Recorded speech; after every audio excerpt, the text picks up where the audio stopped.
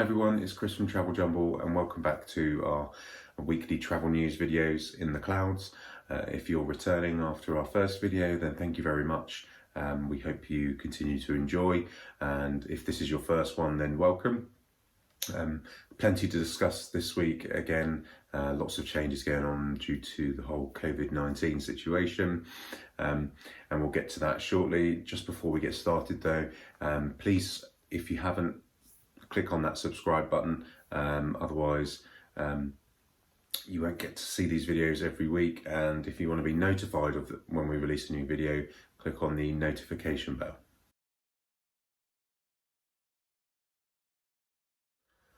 So we're starting off with airline news today, and the first piece that we have, we're going to try and keep things as positive as possible, with good stories coming out from the coronavirus outbreak. London City Airport will be opening again in June.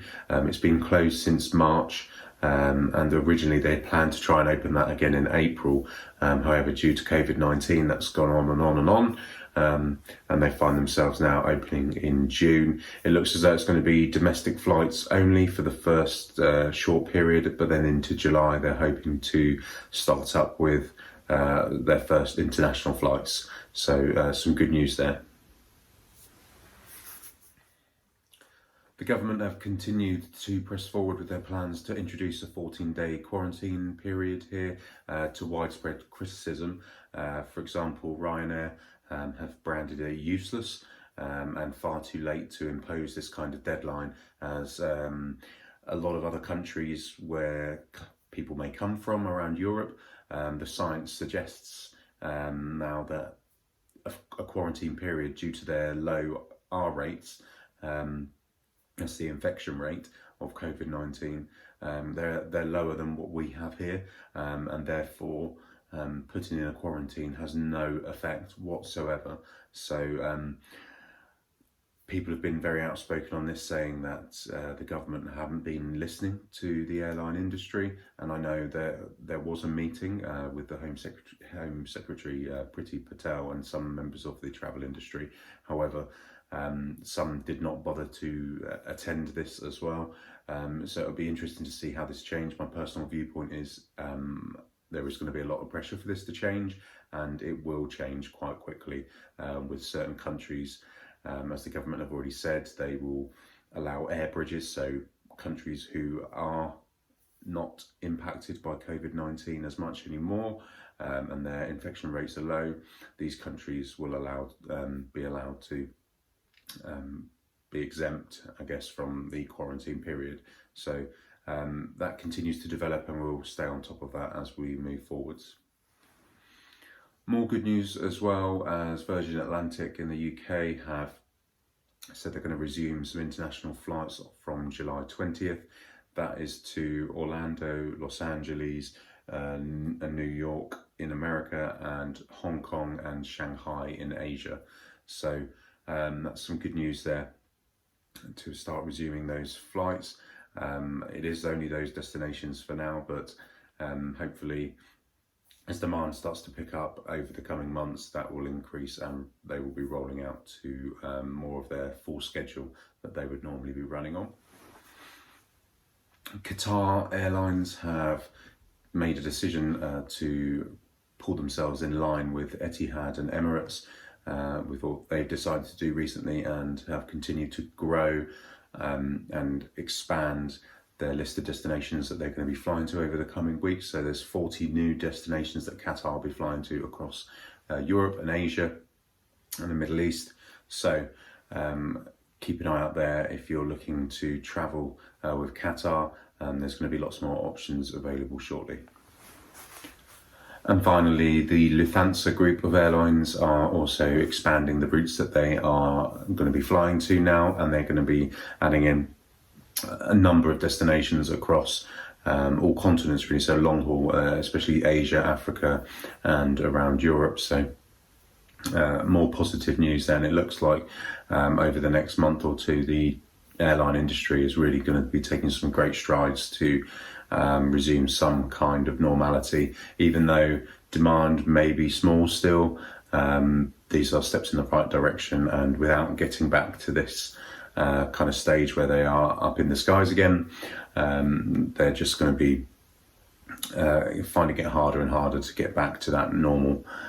So we'll see how this progresses, and hopefully it doesn't look like there's any evidence to suggest we're going to start going backwards with the coronavirus outbreak. So let's keep hoping that over the next few months everything improves and we can all get flying again.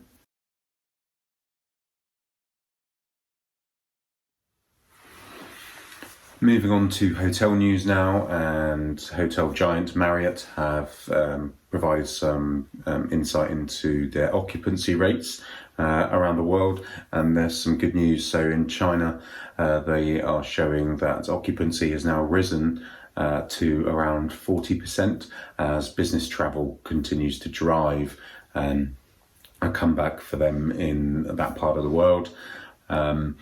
The numbers had originally dropped down to about 7% occupancy, so you can see that it's a great number that they've now reached. And also in America, they have said that even though hotels have remained open, the occupancy rate is starting to rise there and is now up to around 20%. So some good news there for Marriott. Travelodge have been under fire recently as they look to save jobs by cutting their rent. They're looking to pay their landlords a lump sum of around 260 million, as over the last few months since March, they have refused to pay their rent. This would have cost them roughly around 144 million. What this would do would essentially mean that they are able to reduce their debt, but this has come under widespread criticism from other people in the industry. We'll see what happens there and keep you updated, but obviously everyone is trying different things in this current climate to see how they can best survive. Whether it's right or wrong, I'm not sure yet. I wouldn't say that it doesn't sound like it's the right thing to do, but if it's going to save jobs, then if a benefit can come out of it, then that will be great in the long run, but we'll see what happens. Hotel company Jewellery's Inn and Leonardo Hotels in the UK have come up with a new charter, a cleanliness charter in response to COVID-19. Now this, bear with me, will cover hygiene, social distancing, cashless operation, food, beverage delivery and training. So they are effectively saying how committed they are to making these changes amidst the COVID-19 outbreak, to be able to make people comfortable with going back to their hotels. So again, more initiative being shown here, and these kind of charters that people are putting in place. For me personally, I want to get back traveling again. I want to get back visiting, and this will only make me feel more comfortable to do so. So that's some great work there from Jewellery's Inn.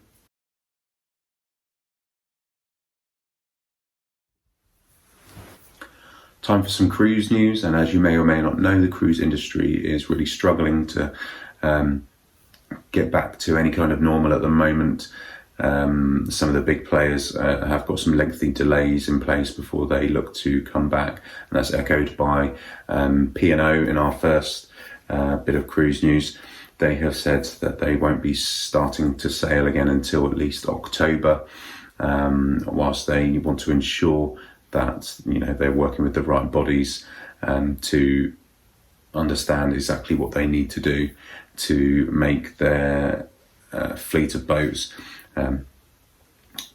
as healthy and protected as possible, so when people do return, there's no risk of an outbreak. As we've seen in the news, cruise ships, there's been big outbreaks on cruise ships, and where you're all stuck in a confined space without knowing if people have COVID-19 or not, it can spread like wildfire. So they're just being extra cautious here to ensure that they get it right before returning. And who can blame them? So we'll see what happens there. And Carnival-owned cruise line Ada have also announced a bad bit of news where they have said they won't be doing any America or Canada cruises at this point in time or for the rest of 2020. As it says, the conditions for international travel are just not in place at the moment. They're going to be focusing on their European cruise line instead. So it's not great news there again, but hopefully they can get back to cruising again in the early part of 2021, and who knows, things may improve later on this year anyway, which not saying that they will come back, but it will just give more hope to those who are looking to cruise with Ada at some point in the near future.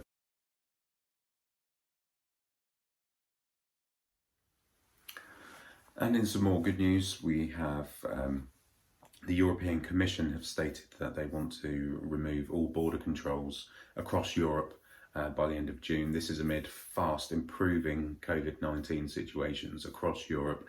Some countries have already opened their borders in just the neighbouring countries, and this is great. So hopefully, if everything continues to improve the way it has been, we will find in just less than a month's time that the travel industry is looking a lot better in Europe and a lot different to what it has been looking like, with free movement allowed across the whole of Europe. That can only be a good thing, as many of these countries depend solely on the tourism industry. It brings in huge money for all these countries, so great news there. And that's it for this week's edition of In the Clouds, our weekly travel news roundup. We hope you found it informative and insightful. Overall, I think, well, apart from the cruise industry, really, we're making some good steps to getting back to a little bit of normality, and hopefully people can start getting away again in the next few months and get that probably well needed, well earned holiday. So good news all around, really, and we hope, like I said, that you enjoyed this video. Please tune in again. We'll be back next Monday with another video, giving you all the latest news. Please, again, click the subscribe button if you haven't, or click the notification bell if you want to be notified when we release our videos every week, so you don't miss out. Again, thank you very much for tuning in, and see you soon.